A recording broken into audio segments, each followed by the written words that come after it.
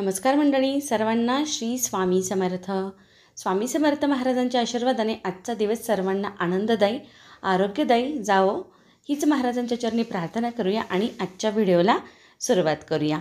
तर आज आपण खूप असा महत्त्वाचा विषय घेऊन आलेलो आहोत बरं का, त्यामुळे व्हिडिओ शेवटपर्यंत नक्की बघा. आपण मागील 2 व्हिडिओमध्ये आपलं कुलदैवत कसं शोधायचं जर माहिती नसेल तर त्यासाठी कोणती सेवा करायची आहे हे पाहिलेलं आहे. त्यामुळे कुलदैवत कळतं कोणती सेवा करायची आहे ते. आणि नंतर कुलदैवत कळल्यानंतर कुलदेवीची सेवा घरातल्या कर्त्या स्त्रीने कोणती करायची आहे हे देखील मागील व्हिडिओमध्ये पाहिलेलं आहे. तो व्हिडिओ देखील खूप महत्त्वपूर्ण आहे, पाहिला नसेल तर नक्की पहा. तर आज आपण आपले कुलदैवत म्हणजे प्रत्येकाच्या कुळाप्रमाणे प्रत्येकाचे कुलदैवत असतं. तर आमच्या कुळाप्रमाणे आमचं कुलदैवत खंडोबा आहे. म्हणजे मिरज सांगलीजवळ जे मंगसुळी गाव आहे तेथील आमचे कुलदैवत खंडोबा आहे. तर ह्या खंडेरायाची म्हणजे आपल्या वडिलांची कोणती सेवा करायची हे जाणून घेणार आहोत.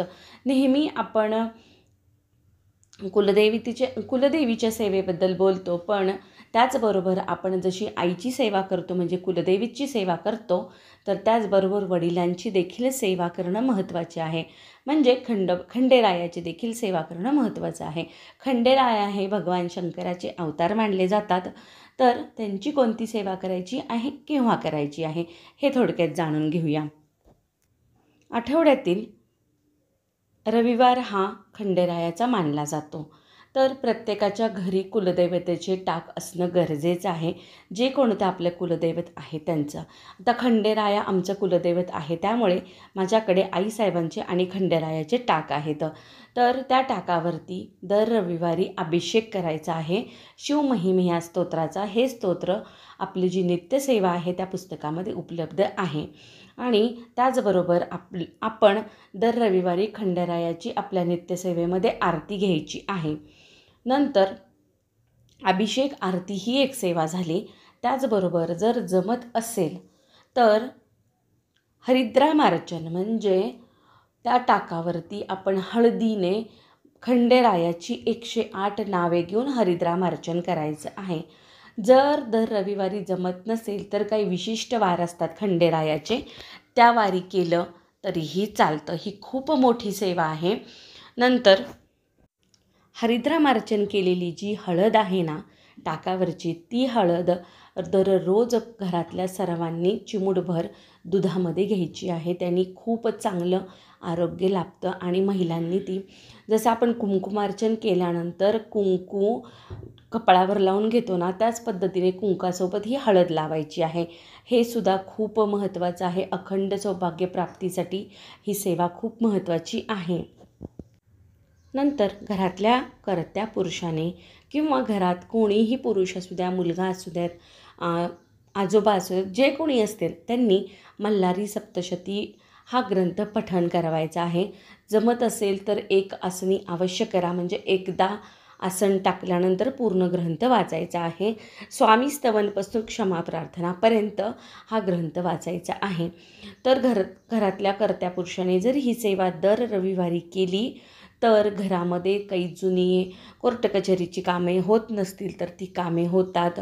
घरातला मुलगा जो फार चिडचिड करत असेल, अभ्यासामध्ये थोडासा त्याला बुद्धी कमी पडत असेल किंवा आणखीन काही गोष्टी असतात, आता घरोघरी काही ना काही गोष्टी चालूच असतात, तर मुलांच्या बाबतीमध्ये ह्या ग्रंथाच्या पठणाने खूप चांगली प्रगती होते किंवा खूप चांगला प्रभाव पडतो.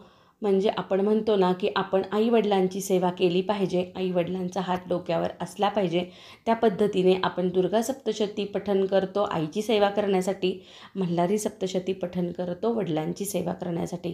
त्यामुळे घरामध्ये दर रविवारी आठवड्यातून एकदा तरी किमान मल्हारी सप्तशती या ग्रंथाचं पठण होणे गरजेचे आहे.